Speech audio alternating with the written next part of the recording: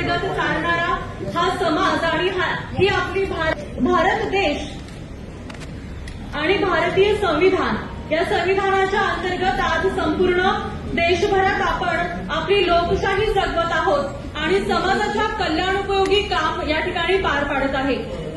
या महापुरुषांची शिकवणच आज मान्यवरांना विनंती करते की त्यांनी दीप प्रज्वलन करून कार्यक्रमाचा शुभारंभ करावा।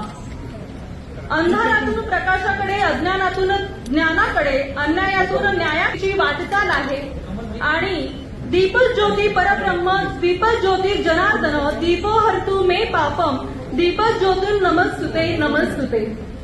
मान्यवरांच्या हस्ते या ठिकाणी दीप प्रज्वलन संपन्न होत आहे। आपण टाळ्यांच्या गजरात त्यांना प्रतिसाद देऊयात। खरी मानवंदना मी मान्यवरांना त्यासह या सभागृहात उपस्थित प्रत्येक व्यक्तीला विनंती करते की आपण राज्यस्थितीत उभं राहावं।